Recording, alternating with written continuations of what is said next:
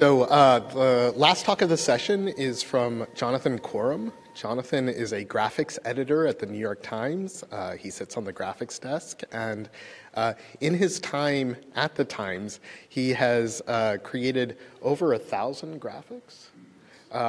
Many of them about scientific experiments and various feats of engineering. One of my favorite examples is the visualization that he did of extrasolar planets found by the Kepler mission. It's a very nice, interactively updating visualization that I encourage you all to check out. Welcome, Jonathan. Thank you.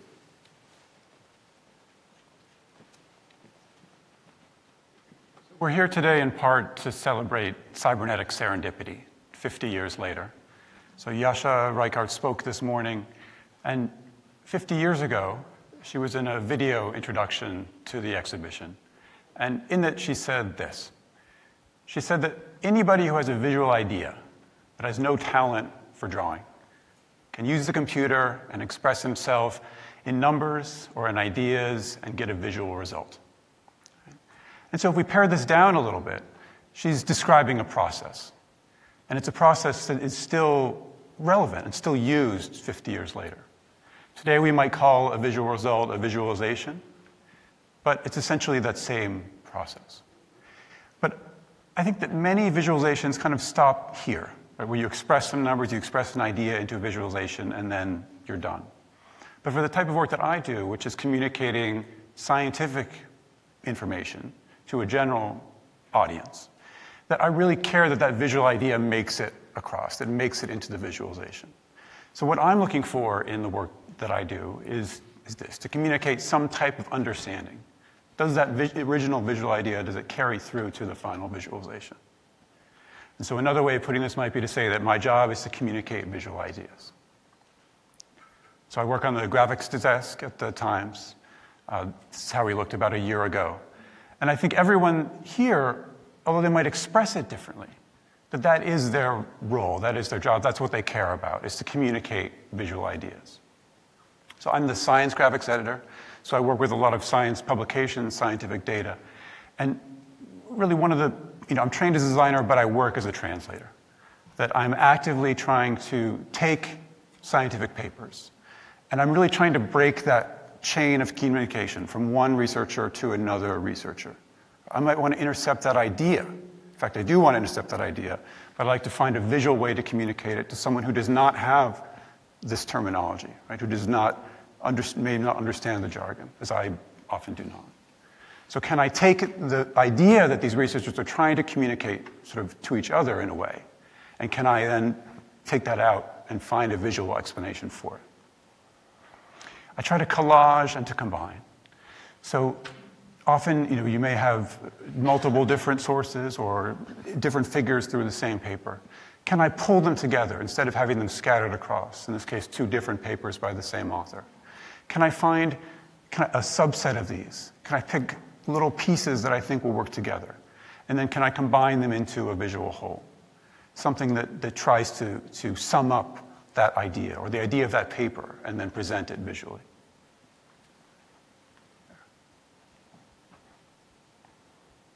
So I try to overlay and annotate. Right? If you've looked through scientific papers, you see that there tends to be an image or a photograph over here, and then right next to it is the text that you need to read to understand what's going on.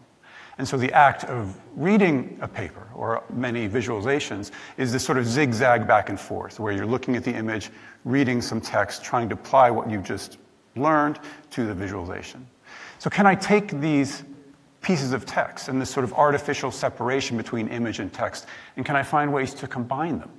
Or can I rewrite the text? Can I break it apart? Can I put it where it's needed in that graphic so that it stands together as a unified whole, and I'm not looking in multiple different places to try to come up with that story, right, or to understand the graphic. I'm trying to abstract and to simplify. So it may be that a New York Times reader first thing in the morning may not want to see this level of detail. Right? So maybe it's abstracting that away. Or maybe it's finding a hybrid version that references the real world, and then from there to quickly move to something that is a little bit more abstract. And if I'm working on a cellular level or molecular level, maybe most of the cell gets abstracted away. And the only thing that I'm really emphasizing is that one mechanism or that one piece or that one interaction. Right? So can I really dramatically simplify this to convey that visual idea? But even if no matter how much I'm simplifying or abstracting, I don't want to lose sight of the full data set. Right? I want to find a way to hint at or convey the richness of that data. And so one of the examples that Manish referenced was the Kepler data set. So it's a space telescope. It spent years staring at one patch of sky, and it found thousands of planets by looking for little dips in light as the planets went in front of their stars. And so it was this enormous data set. Can I take a small subset of that? And can I find a way to kind of draw little diagrams, right, to make little star systems, where each of these stars is a planet going around a star? Can I highlight outliers? And can I just try to convey a sense of the variety, right, and the richness of what was found? And can I do that by using relative, basically finding similar scales in size or scales in time of planets orbiting, right, just to give a sense of that richness of the data of what this device has found. But along the way, I want to make sure that I'm always revealing meaningful patterns. Right? I am a designer. At the end of the day, I would like to have a nice design. But I want to make sure that I'm not imposing a design on the data, right, or making the data kind of fit a preconceived design. I always want the imagery or the data, the numbers, to lead me to the solution, right? And then find a way to then take my annotation, my explanation, and fit that into the design or the pattern that's been resolved. And that can take some time. Sometimes that can take weeks to find the right combination of imagery and numbers. And so I think that everyone in that photo you saw of the graphics desk, they're all very comfortable with the process of sketching and iterating and trying things quickly, being very free to throw them away if it's not working and start again. And so one example of this is I was trying to explain how ice moves across Greenland. And I looked through dozens of papers, and I was getting a little worried because I hadn't found anything that really kind of made the point to me visually that I could then explain. And I finally came across this paper. And in it, when I saw this image, it was like, yes, this is something I can explain. Right? These colors are showing how ice moves and flows across Greenland. And so I contacted the scientists and got the data set and basically put it on a blank sheet of paper and then started sketching around it. So I know this is the core of my graphic. This is what I want to explain. But what are the pieces that I need to explain this to somebody who may have no technical background, no technical knowledge? So maybe I need a little more height, maybe I need more width. I start to overlay data on top of it. I start to take out little subsets or not subsets, but pull from other sources and make these smaller graphics that help support the visual idea that I'm trying to communicate. So this was the final piece. It was probably about 2 weeks of work after that. And then here. And so it is very dense, right? And it does take some time to get into. But that is something that can work, especially in a printed format, right? Where I can give it a large amount of a printed page and have it sit with the article. And so these are some of the things that I think about when I'm trying to communicate scientific ideas, scientific concepts to a general audience. But I like to show how they kind of fit together for a larger project that involves many people at the times. And so last winter, 4 of us went down to Antarctica and spent 2 weeks there. And we were there on a media grant from the National Science Foundation. And we were embedded with the Rosetta program, which is a project out of Columbia University and other organizations. And Rosetta, they're set up in a heated tent on the edge of this airstrip. And the airstrip and the tent are both on this flat white plane of the Ross Ice Shelf. And that whole plane is slowly moving towards the ocean. And so what they're doing is they're flying in the back of these LC-130 Hercules, which are the largest planes that can land on skis. And all their equipment is designed to be forklifted up and put in the back of these planes. And so we're flying with them, and the whole reason for this project, what their equipment does is it looks through this ice, which can be 1,000 feet, both visible and underwater.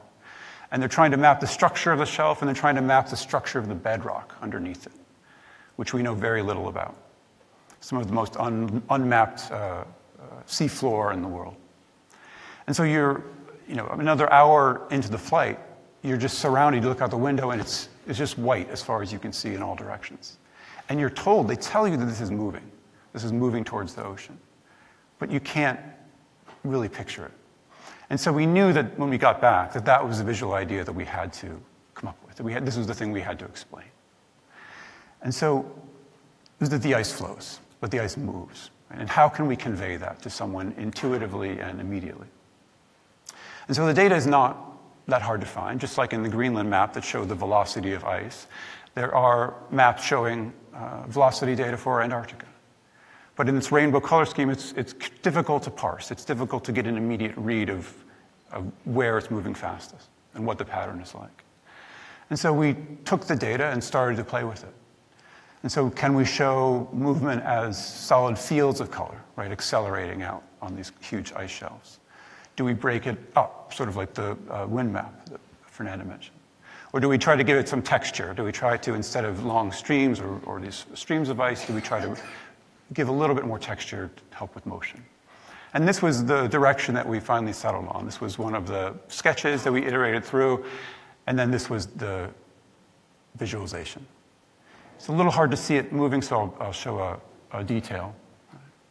But it's basically showing that ice from East Antarctica and West Antarctica, which is grounded, which is on the ground, and it's flowing through mountains and down over the ocean. And we wanted to convey this sense of scale, and this let us start to overlay information, like where we flew for this. And so the response, we took the two scientists we've been working most closely with, and we brought them into the Times, and we put them in front of a monitor where we had a prototype of this. And then we just kind of sat back and watched them.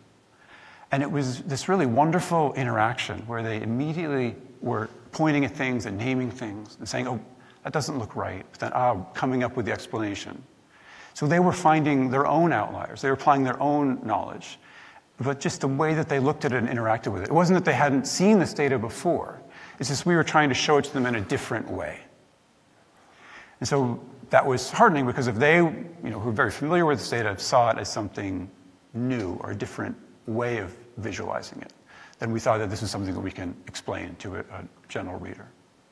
And so we ended up making 3 online articles, each topped with a large graphic. And so again, it wasn't that the data itself was hard to find or hard to use. It's that we were pulling it out and treating it in such a way that we were really emphasizing that communication, right? To try to hone the visual idea and to put it in front of a reader with no technical knowledge and try to make that connection, to let them come to the point of understanding it in a way that we had over many, many months. And then in print, it looks something like this, where we're able to use the beautiful resolution of paper we can't show animation, but we can hint at that movement, hint at that texture, hint at the rich data that's behind these pieces. But can we go a step further? Can we place you there? So we took photographs while we were there, but we also brought virtual reality cameras. And we could put outside the window of this plane, it's basically like a bubble window, and we can show you or give you a sense of what it feels like to see that 100-foot wall of ice coming at you as you're flying towards it. And we can use the voice of the scientists to narrate what's happening and narrate their sense of wonder and why they're doing this work. And we can combine that we can pull that what had been a flat visualization, we could pull that into this 3-dimensional world, put it on a globe, and whether you're looking at it like this or in a headset, to have that world beneath you, to start to look at it. We can start to overlay information on it.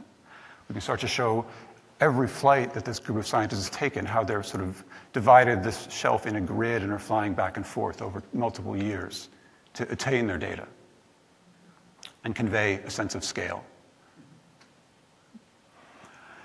And so we had above the ice, we had on the ice, we wanted to show you underneath the ice. So we tried to film worked with research divers who did an incredible job filming underwater, swimming with seals. So we tried to, although there's data visualization involved, we tried to make it seamless, or as seamless as we could with the actual footage. And this became a series of 4 films called the Antarctica series. And what I enjoyed working with virtual reality is it was a reminder to just get out of the way, to get myself kind of out of the picture. Right? When we set up a camera, we set up about eye height, human eye height, so that you get a sense of scale.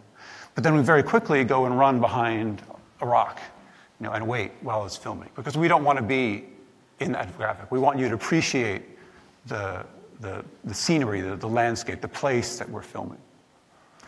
And when the Antarctica project was over, the next big project I worked on was the end of the Cassini mission, which was last September, where the spacecraft flew into Saturn. And I realized that the virtual reality had kind of reminded me to take myself out of that picture. Right? Can I just show the data and have as little of my kind of, not interference, but not burdening the reader with lots of technical detail? And so in the months leading up to the Cassini end of the mission, I made graphics about Saturn's rings and where the spacecraft was flying. We made movies sort of explaining what the spacecraft has done for humanity and what it's taught us about the Saturn system. And we published this video about a week before the spacecraft kind of met its end diving into the planet. And I thought, that's it. This has been an incredible run for Cassini, but I think that's my last Cassini project. But then I started looking around and realized that all these other publications were starting to make their own galleries of images. And when I was looking at them, I was realizing, well, these, it doesn't feel like they are getting out of the way. Right? It feels like I didn't disagree with their selection of images, but it just felt like image and then a huge block of text. And if your block of text is larger than the image that it's trying to describe, right, to me that feels like that's not trying to help the viewer or the end reader. Right? This feels very similar to what I'm working with on a daily basis, like scientific papers. Right? It's not, to me, it didn't feel like that different a presentation. And so seeing this made me realize, like, okay, well, I've got a week, but I've got to do something with the Cassini imagery. And so Cassini's taken about 500,000 images, and it's 13 years around Saturn. And I knew that wasn't possible for me to go through those. So I went to look at roughly 3,000 images that were kind of officially published by NASA. And I took those 3,000 images and condensed them down to 400. And from there got to 100, and that was some of the hardest work that I've done, because it was like throwing away family photographs, right? There were some incredible things that I'd seen. But I finally got it to 100, and in a way I treated it like a virtual reality script. I tried to write it in scenes. I tried to write it using, just make every word count, to not bombard the reader with numbers that yes, are relevant, but may not fit the larger picture of what a long-term mission. I tried to have it so that each image sort of spoke to the next one, or that there was a nice flow through, a nice texture as you worked your way down the page. I wasn't sure if people would even make it to the bottom of the page on, scrolling on a cell phone. It's a commitment. But they did. People were spending minutes of time looking through this and making it all the way to the bottom. And so I think there was a collective kind of despair about the end of this mission. And so the comments that I got were really lovely, and many of them were like, oh, I was crying halfway through, and that's great, right? If I can make a reader cry, then I've communicated something, right? Some part of that idea I was trying to get across has made it there. So if I can make you cry, yes, like that work is complete. And so, yeah. About that one. So I was very happy that our section today was called Revealing Hidden Worlds, because it feels like that's what I've been trying to do for the last few years, right? Whether it's this world or this one. And so I wanted to go back and see how the Times covered cybernetic serendipity. And we did. There was a review in 1968. And the reviewer, he said something which I thought was really lovely. He said that the cybernetic serendipity is an interim report on investigations in progress. And it feels like that is still applicable today, 50 years later. And the reviewer went on to say that the computer is a tool to extend our intelligence, and that how we see, hear, and understand, how we process information, articulate it, and communicate it, right? These are all things that I care about. These are all things that I really have spent a lot of time trying to think about. But with the computer, all of those processes become capable not merely of investigation, but of reformulation. And somewhere in there are some of the processes by which we create art. So, thank you very much.